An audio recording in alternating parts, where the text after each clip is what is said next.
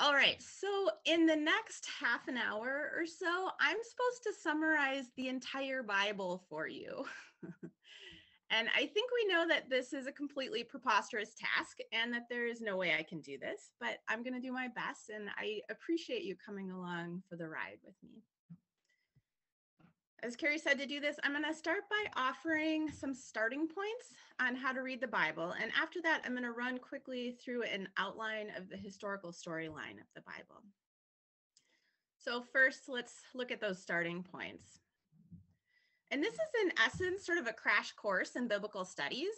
So don't worry about the details here, just try to catch the main themes. And if you have any questions about any of these starting points that you'd like for us to discuss as a large group, feel free to type them in the chat window, and there'll be two different points in this presentation where we'll stop and we'll ask questions and try to address the comments that you've put in the chat as we've gone along. So my first starting point is that the Bible is an ancient text.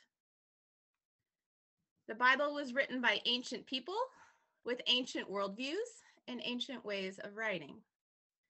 And they were writing to other ancient people who knew and understood those ancient ways of writing. And we are and know none of those things. We are not ancient people. We don't understand intuitively how to read an ancient book. This might seem like an obvious point, but I think it's one that we tend to forget. Take as an example the story of Noah with the flood and the ark and all the animals. This story in the Bible was a retelling of an even older story called the Epic of Gilgamesh, which is a Mesopotamian flood story. The ancient readers of the story of Noah would have heard the Epic of Gilgamesh and would be paying attention to how this story is the same or different than the one they already knew. This background knowledge is important because the meaning of this Noah story is found in the comparison between these two ancient stories. However, the Epic of Gilgamesh isn't one of our stories. It's not our Cinderella or whatever story we all know. So all of this nuance is kind of lost on us. And as a result, we're missing a lot of the important parts. So what I want you to take away from this first point is a sense of respect for the cultural difference between us and the Bible. Second, the Bible is kind of a mess. And I want you to know that I say this in the most affectionate and respectful way possible. I absolutely love the Bible. But like all of us, the Bible needs to be loved for the complicated, messy, and weird text that it is. So some things to consider. First, the Bible is not one book. It's made up of dozens of separate books. Those various books were not collected into one Bible until hundreds of years after they were written. Even the idea of the Bible itself is complicated, as Protestants, Catholics, Orthodox Christians, and Jewish Bibles all contain many books in common, but some of these Bibles contain extra books or additions to books. Second, the books of the Bible were written by dozens of different authors in several different languages and many different places and cultures over a period of about 1,000 years. And by the way, many of the books aren't original compositions either. They often used earlier sources and combined those earlier sources with new material into a new book. And so this tendency to include earlier sources means that there are often odd repetitions, narrative gaps, or jumps in style that you will notice if you're paying attention. Third, the Bible is written in dozens of different genres or writing formats, including poems, stories, letters, official accounts, history, narrative, prophecy, collections of advice, and so on. Each of these genres uses its own literary style and needs to be read and interpreted according to that style. We don't want to be caught reading a fairy tale like it's a history book. So we need to be paying attention to clues about what type of writing we're reading. Fourth, Each religious community has a separate tradition of how to read and understand the Bible. So while a particular interpretation might seem perfectly obvious to you, it may not be perfectly obvious to someone else reading the exact same text. One example, Genesis 1, the 7-day creation story, might be read as a literal scientific account in a fundamentalist Christian circle, but in a Jewish community, the emphasis on the same text might be on the importance of resting on the Sabbath, as God rested on the seventh day of creation. So my point here is that different groups do different things with the same text. And Megan is going to talk with us later about how Anglicans have read the Bible, which will help us be aware of and understand our own tradition of reading the Bible. Last, let me add just one more layer of complication here. We do not have the original text of the Bible. We have a lot of copies of these ancient texts, all of which are slightly different and which needs to be translated for us out of their original languages. This means that various biblical scholars are sitting down with various copies of these ancient books and making choices about which text to rely on and what the original text meant, as well as what English words and punctuation and paragraph breaks and headings to use as they transform the text into a new language for a new culture. That is, for us. And it is worth noting that they do not agree with each other, as evidenced by the fact that we have so many different Bible translations. Altogether, the second point means that when we say the Bible says, we're often oversimplifying a text that is speaking in many different voices. A third starting point is that the Bible is true. I believe that the Bible is true, but I want to clarify what I mean by that. I believe the Bible is true in what it means to say. The Bible is a theological text, meaning it's a text about God with a theological purpose. That is, it's telling us something about the relationship between God and the people of God. Therefore, whatever we say about the Bible needs to be tied to its own theological purposes, and we should be careful about using it for our own ends. So what are the implications of this? To start, I want to point out that there are a lot of things that the Bible just does not address. It doesn't address things like evolution or dating or how you should vote. These just weren't things that ancient people thought about. They weren't on anyone's ancient mind, and so the Bible will not address these things directly. And second, even in places where the Bible does seem to address a contemporary issue, sometimes that conversation was just so different in the ancient world that it does not translate into the present very well. And I want to specifically mention abortion and homosexuality here, because there are a lot of people that will tell you that the Bible speaks clearly on these issues.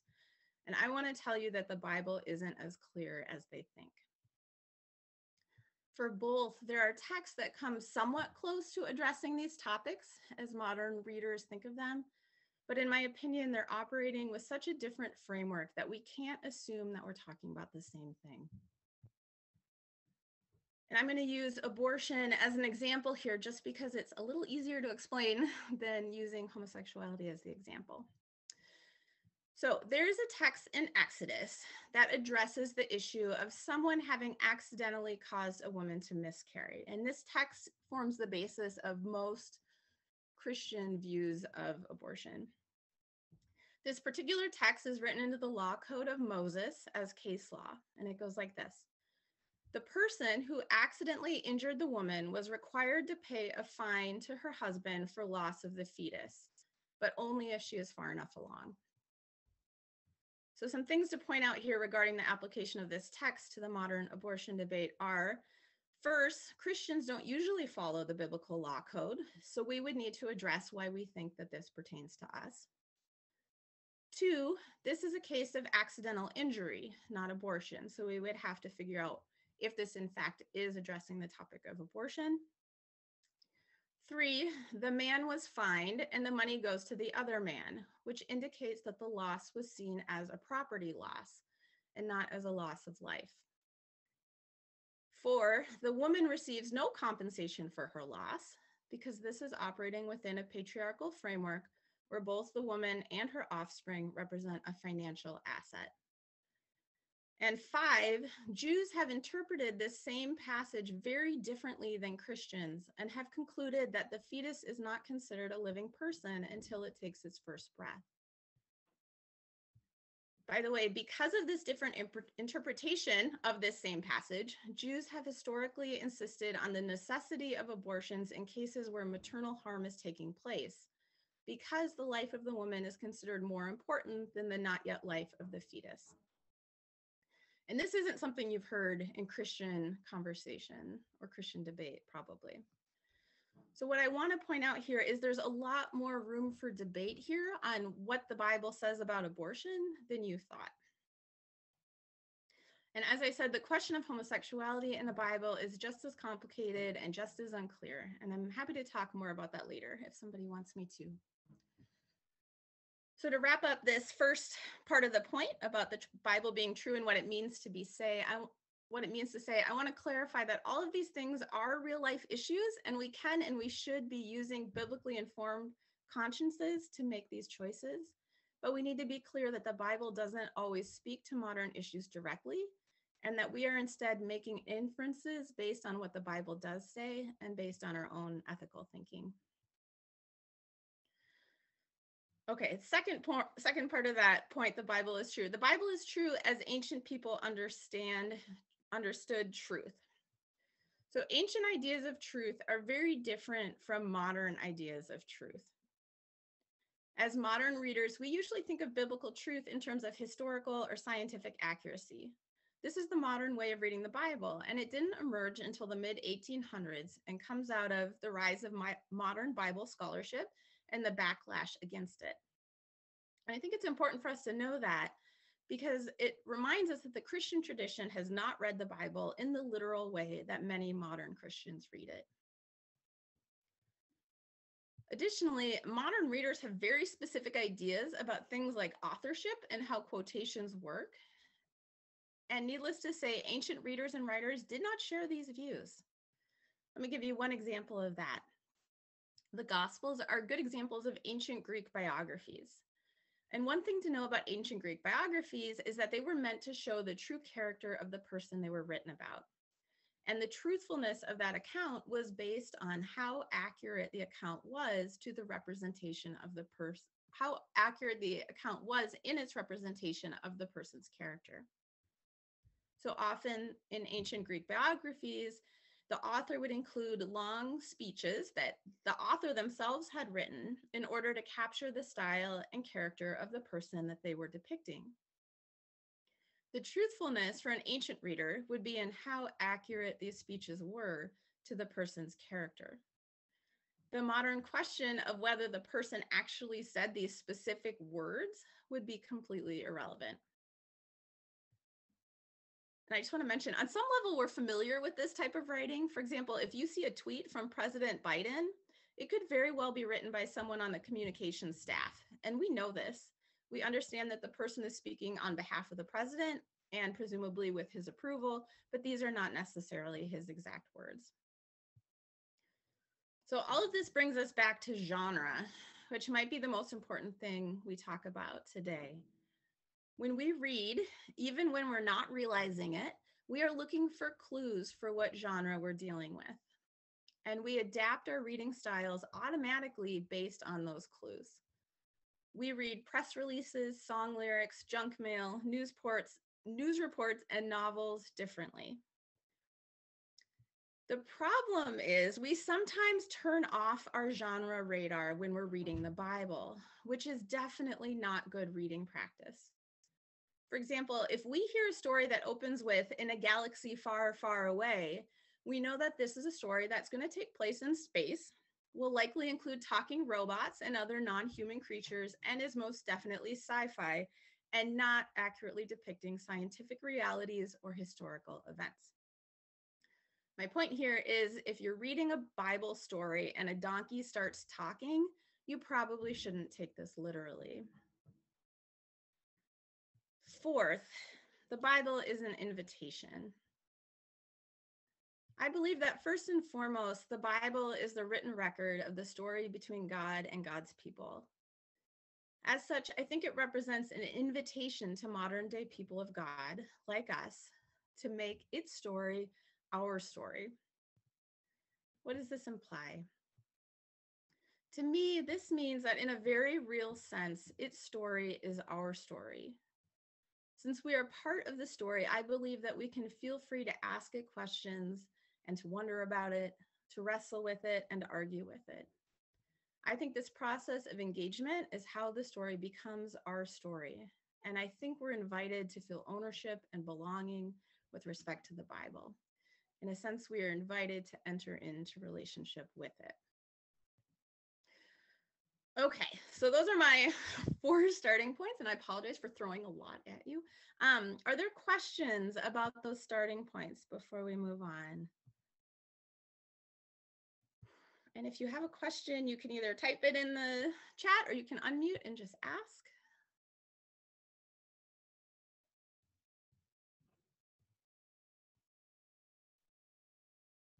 It's all clear as mud. We're all good. I'm just switching my view so I can see people's hands up. Good. I feel like that was super clear and super helpful. Perhaps more helpful than several of my seminary classes all put together. Who has a question here? I've just got the small computer today, so if you could do a big wave, that would help this old girl out. Anyone have any comments? Do you want to say anything that like really resonated with you, that struck you as new or weird or wonderful? Linda Barkman. Yeah, she hit on a lot of things that really made me think, that, made a clear, I always had an assumption, but she made it clearer for me. Good, good. Thanks, Linda.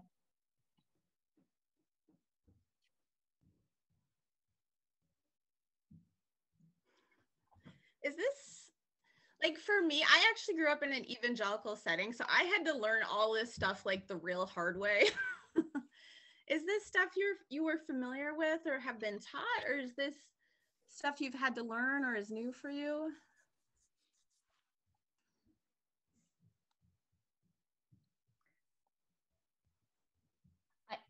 Meredith. I have a question that's somewhat in response to that. I'm just curious because it feels to me like kind of the dominant, in our culture, like the dominant way of reading the Bible is very different from what you presented. And I wonder if you can say anything about like the development of what we might think of as like, you read the Bible literally, when people talk about the Bible. Can you talk about how that developed at all? Yeah. So it's interesting because historically in Christian tradition and in Jewish tradition, people have thought of the Bible as having like many different facets, or many different, Jews talk about the Bible having many different facets. So it's like a gem. So each way you turn it, you'll see something new. I think that's really a lovely image. But Christians have historically thought about the Bible as having like multiple levels of meaning. So, historically there's, people that have said, oh, it has 4 levels of meaning, which are like the literal, the metaphorical, the moral, the like anagogical, so there's this whole history of thinking about the Bible as having like many levels of meaning. And so, for example, with the first creation story in Genesis that has the 7 days creation, like Augustine of Hippo in like 400 was like, obviously this isn't talking about like an actual day, like that would be silly. And so I think that we aren't very familiar with the whole history of how the Bible has been read and understood in Christianity. And so when we are told by like fundamentalists, the Bible has to mean X, like we don't know enough to be like, actually, there are many other interpretations, or what you're saying is really a recent interpretation and not something that has a lot of historical background.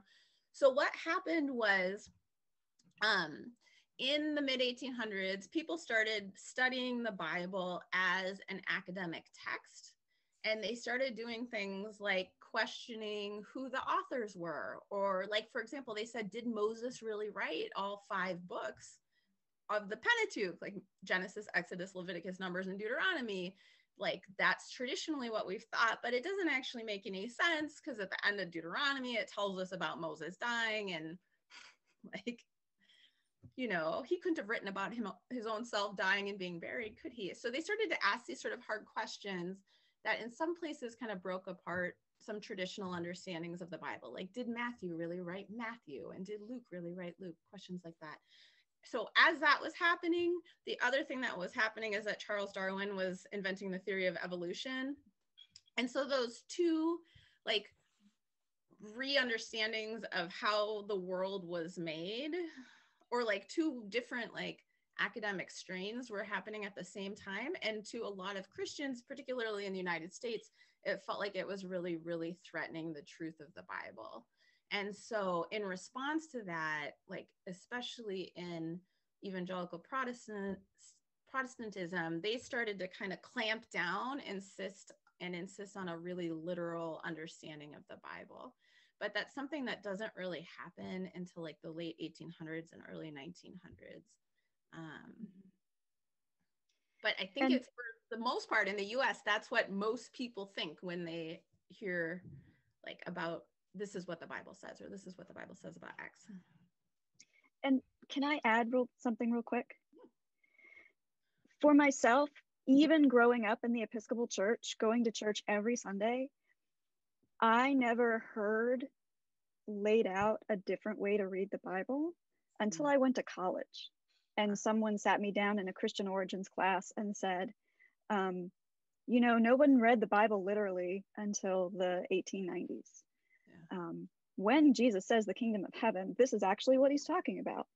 And then my mind was blown. Even, I think part of what we're dealing with is, in a lot of Episcopal churches, everyone just kind of assumed that we knew we did things differently and weren't really explicit about it. Yeah. And so part of the kind of miasma that we all swim through is this cultural assumption about what Christianity is and what Christianity does, which is not actually what Anglicans have ever done. Yeah. So, yeah, that's really helpful. I do think, like, if you are part of an Episcopal church, you kind of know Episcopalians aren't like that, but you don't know why, or like how we got to that point. So Megan's going to give a little bit of a presentation next, and hopefully will help us sort of understand that. So we'll get to the Anglican specific stuff shortly. Okay, any other questions we should talk about before we do the second part here? I think we can move on. I think Karen Aikman's question in the chat can be fielded by Megan Castellan. You can go ahead and do that. We'll do that, yeah, in the next section. It's a long story and we can blame it. All right, so now what I'm going to try to do is blast us through the whole narrative arc of the Bible. And that is, it's a kind of a gross oversimplification, but I kind of think it works. So here's what I've done here. I've divided the story of the Bible into 8 different eras, and I've included 2 add-on eras, and I'm going to explain the add-on eras in just a minute. And like Carrie said, we'll send the slides out, so don't worry about like trying to catch everything on every slide. So the first era that I want us to think about is the era of what I'm calling the ancestors. And for each slide here, I have a couple different categories. So time period for the ancestors, this happens in sort of prehistory. This is outside of the historical narrative. The sense of its historical situation is kind of fuzzy. It's sort of all smoky and just long, long ago. The key figures are Adam and Eve, Noah, Abraham, and Sarah, and their offspring, Isaac and Rebekah, Jacob, his wives and sons. And we find this in the book of Genesis. And in this era of the ancestors, what we have are a lot of origin stories that are trying to explain to readers how things came to be the way that they are. And so, for example, we have the creation stories in here, and they're meant to explain, like, why is the world the way that it is? How do we come to find ourselves in this type of world?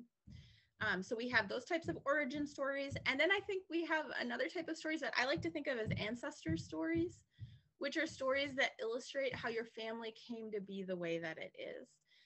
And maybe you have some stories like that in your own family, like these maybe mythological, maybe real, not real sure, like stories about like what it means to be an Olson. Do you know what I'm talking about? So like my great grandfather, John Olson, was in World War I, and he was a farmer and a big guy. And like, apparently when he was in the barracks, he would like kneel down and pray next to his bed every single day. And the other guys would like throw their boots at him while he was praying, but they'd stand back because he was a big guy and he was going to kick their asses, right? And so like that story, I don't even know if it's real or not real. It doesn't matter. But what it means is like, that's supposed to teach me something about what it means for me to be part of that family. Does that make sense? Mm-hmm. So the stories of Abraham and of Jacob and Joseph, like they're supposed to be like, this is what it's like to be a person that follows God. These are our ancestors. This is our family tree. Okay, so those are the ancestors. Let's move up, down to the Exodus, which is my next era. For the time period here, for the next few slides, I'm going to write the year and then write ish next to it, because there is no clear sense of exactly where these stories fall in history. And even some people dispute whether they actually happened or not. I think that they did in some form, but they're not really like settled into history in any concrete way. And so the key figure here is Moses, and he's so big. He is, so you see I put Aaron, Miriam, and Joshua there as well, but I want to just emphasize like Moses is so important to the whole Old Testament. So I wanted to emphasize that. And these are stories we find in Exodus, Leviticus, Numbers, and Deuteronomy. And so the story of the Exodus here is like, I think the key story in the formation of Israelite identity. And the story is that God hears the suffering of his people in Egypt and brings them out of slavery. And as this story goes on, we see the people that are brought out of slavery established as a people under Moses and given his law. And this law comes to characterize what it means to live as a people under God. So that's the Exodus. Moving on to the next one, we're talking about the settling of the land. And again, this is happening sometime between like 1200 to 1000-ish BCE. And the key figures here are Joshua and the different judges. So people like Samson and Deborah and Ehud and these people. If you've read Judges, maybe you know some of those names. So, and this is taking place in the book of Joshua and Judges. And so what we have in this era of biblical history is the conquering of Canaan and a driving out of the Canaanite people in order to create a homeland for the Israelites. So the Israelites established themselves as a people in this land here. And we see these sort of cycles of obedience and disobedience to God. The people sort of follow God for a time and they're blessed, and they turn away. And eventually things get so bad they repent, and then God sends another judge, for example, to come and lead them again. And that cycle just sort of repeats and repeats and repeats. All right, so that's settling the land. The next era is the era of the kings and the prophets. And this is from about 1000-ish to 586 BCE. So you see in 586, now we're in history. Like now we know where we are for sure. And so the key figures here are the kings of Israel, men like Saul, David, and the kings that follow. David's son is Solomon. And after Solomon, the kingdom actually splits into two kingdoms, the kingdom of the north and the kingdom of the south. And usually the kingdom of the north is called Israel, and the kingdom in the south is called Judah. So that's just helpful to know. So all the kings following them are part of this era. And then like when we have the kings over here, we have the prophets sort of right next to them. And so we're talking about people like Samuel, Elijah and Elisha, Isaiah, Jeremiah, Ezekiel, and kind of so on from there. So what happens in this era is there is an establishment of a monarchy, of a line of kings. This is kind of against God's suggestion and will, but the people want a king. They want to have a monarchy like the people around them. So the kingship is established, and it's interesting because the prophets come and sort of rise up at the same period, and they operate kind of in tension with one another. And often the prophets are calling out the kings on the ways that they have disobeyed or stepped away from God's plan. So the themes here are the establishment of the monarchy, the rise of prophets to check their power, and it tells this story of decline of a golden age of Israel back in the good old days under David, under Solomon, and then its decline and eventual defeat in the north by the Assyrians in 722 and in the south by the Babylonians in 586. All right, so moving on to the next one. The next era is this era of exile and identity. And the exile from Jerusalem is in 586 BCE, and then this period kind of goes on for a bit here. The key figures are really prophets who are speaking on behalf of God, explaining to the Israelites, like, what is God's will? Why have things happened the way that they have? And alongside it, we have stories of what it means to be Jewish in this time of exile. So the books I have in mind here are many of the prophetic books, and then books set in exile like Lamentations, Esther, and Daniel. The important themes in these books are the destruction of Jerusalem and the temple by the Babylonians. And there's this real theological problem that happens when Jerusalem and the temple are destroyed. In an ancient mind, like a people's fate was tied to the strength and power of their God. So for the people in Judah to be defeated, for God's temple to be torn down, meant that God too had been defeated by the Babylonians. So there's a real struggle here to make sense of that defeat and to think about what that could mean for them. What does it mean to be Jewish? What does it mean to say that God allowed this defeat and exile to happen? Okay, and we have one more slide in the Old Testament narrative here, and that's of return. And this happens in 538 to about 516 BCE. The key figures here are Ezra and Nehemiah, and Cyrus, who is a Persian king. And we find this in the books of Ezra and Nehemiah. So what happens here is that the Persian king Cyrus allows a small group of Israelites to return to Jerusalem and to rebuild both the city and the temple. And there's a sort of bittersweet restoration that happens here. The temple is rebuilt, but it isn't rebuilt to its former glory. Like, Jerusalem exists again, Judah exists again, but they are under the power and authority of a foreign king. And so there's like, it's interesting in these books, there's like a sense of like joy, but it's sort of, I don't know, it's met with like also like sadness about how much less wonderful this was than back in the golden era. And there's also a need here to sort of shore up and reinforce Jewish identity, because it's under threat, because foreign kings are trying to destroy them, and they're trying to figure out how do we maintain our peoplehood through all this. Okay, so let's move on to the next slide. This is my first add-on era.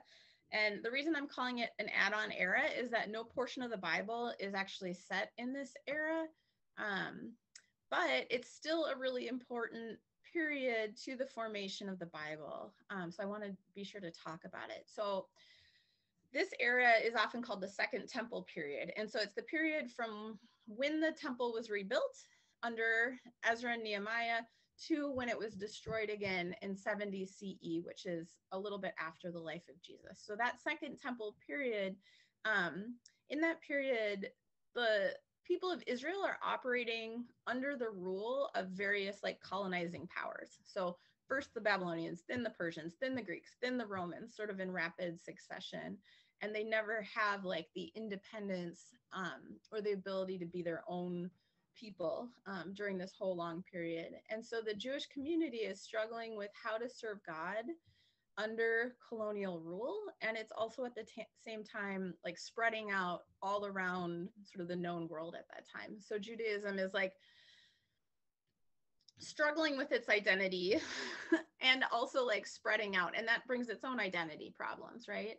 Like if you're in Alexandria and you're Jewish, what's your relationship to like the temple in Jerusalem?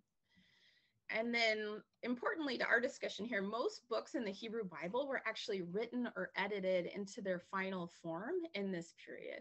So it's important to understand this period because we see like the themes and the concerns of people at this period reflected in the Bible, like the parts that were written to talk about an earlier time period, because they're bringing their own like current concerns with them as they're talking about like what happened way back in Deuteronomy or something like that. All right, so let's move on, and we're going to talk about Jesus's life. We're into the New Testament now. So this first era is Jesus's life, which happens from about 4 BCE to 30 CE. The key figures are Jesus and the disciples, and we find almost all the information about Jesus's life in Matthew, Mark, Luke, and John. And I think the key themes in these Gospels are the question of Jesus's identity. Who is he? How do we understand him? In the background, there's a ton of disputes among Jewish leaders, including Jesus as a Jewish leader, about how best to follow God under Roman rule. And a group of disciples gathers around Jesus during his life who believe that Jesus is the answer to that question, that in Jesus, the answer of how to be the people of God in this situation is found. And then if we go on to the next slide, the last era in the Bible that I want to mention is the founding of the church, which happens after Jesus's death to about 110 CE, which is when they think probably the last book of the New Testament was written. The key figures here are Peter and Paul, and you should be thinking about books like the Acts and the different letters that we find in the New Testament. So the key themes we have here are the development of a religious community with Jesus as the focus. There's an expansion of the community outward out of Judah into the cities and nations around Israel. There are a lot of significant disputes in the Acts and the letters about how the Jewish law was to be followed by the community and whether the new non-Jewish members of the community should have to or shouldn't have to follow the Jewish law. And so one important thing we see here is this sort of gradual separation of the Christian sect, because all Jesus and all of his followers early on were Jews. They were Jews who thought that Jesus was like a fulfillment of the Jewish promises, right? And so as we sort of move through the rest of the New Testament, there's this sense that Christianity is sort of stepping away and outside of Judaism. And so that's a major theme in much of the New Testament as well. Okay, so I have one more slide here and then we'll talk. So the last add-on period that I want to mention is the early Christian period. And I'm going to date that from 110. So that's when the last New Testament book was written, to 381, which is one of the important councils of the church. And the reason I put it to 381 is I think at that point, Christian theology and the Bible had kind of gelled into sort of what it's like today. So things that happen in that period include the collecting of the different books that will become the Bible, the development of Christian beliefs and practices occurs during this period. So for example, like there's no mention of the Trinity in the Bible. There's like tiny hints of it, but no real mention of it. But this theological idea of the Trinity develops in this period, and it comes from the Bible, but it becomes like absolutely central to what it means to be Christian. And another important thing to remember about this period is Rabbinic Judaism and Christianity really both develop in this time period, and they develop in opposition to one another. And so I think it's important just to keep in mind that there is a tension between like the Jewish and Christian phase that is part of this period, and it influences like how early Christianity is understood and put together. So, okay, so that is my like really like fast overview of the whole Bible. So do we have any questions about that? Do you like how I blasted you through all of that? Oh my gosh, Erica, that was super. It was amazing. Everybody's like, ah. It was great. Who has any questions or wonderings or things they'd like to highlight? Jean, if you're talking, we can't hear you. I think you're muted. It was an excellent summary of a huge subject. I just thought it was amazing. Very well done. Very well done. And I have been connecting the readings in 4 day by day and reading all the things that are available that the person drew, whatever subject they're talking about, and each month. And this rendition that has been presented to us is so helpful. It's just wonderful. Yeah, I'm hoping you have a little bit of a framework in your head so you can kind of pop things into it a little more easily. So hopefully it'll help with that. And not to oversell this, friends, but you may have just heard the best teaching and Bible synopsis in the history of Christendom right here at Speak Faith. I feel like that's not hyperbolic. There's truth in that. Thank you. I did want to suggest this book. Yeah, please. This book is, if you're going to read one book on the Bible, you're thinking, hey, I should learn more of the Bible, I want to read one thing, I would suggest this book, Inspired by Rachel Held Evans. She is engaged with all of the major Bible scholarship, but she was not a nerd. So she is able to like speak in a way that is like crystal clear, perfectly accessible. And for me, like she untangled some knots I had from like decades of Bible reading. I was like, wow, that is, again and again, I was like, wow, that is a different perspective. It solves so many problems and questions that I had. So I highly recommend that. And she died 2 years ago, but her love of the Bible comes through so clearly, and it's together with like the questioning and work she's done to like understand it and be in relationship with it. And I think that model is just really wonderful. So I highly recommend that if you're looking for something to read. Thank you for recommending that, Erica. And guys, please, if you can, write down that name, Rachel Held Evans. I'm just rereading her book, Searching for Sunday, right now. And I thought, oh, I've got to tell Speak Faith about this. It's so great. So she's her writing, she's a journalist by training. And so she's really easy to read. She doesn't assume people have gone to seminary. But it's all kind of there, like all the important ideas, she's got them there, but it's not too much, which is super unusual. Yeah. That's great. Thank you, Erica. Other questions or highlights before we move on to a short break? Of course, we also have questions about the Bible. I'm just, we'll have time to ask them, but all right. It sounds like there's nothing pressing. It is 10:11. We will come back at 10:16. So just a short time for fluid adjustment, because next up, we have the awesomely Reverend Megan Castellan, who is going to walk us through an Anglican reading of Scripture. So 2 things we love, Anglicanism and Scripture, she's going to pull together for us. So you're not going to want to miss it. So 10:16. We're back here.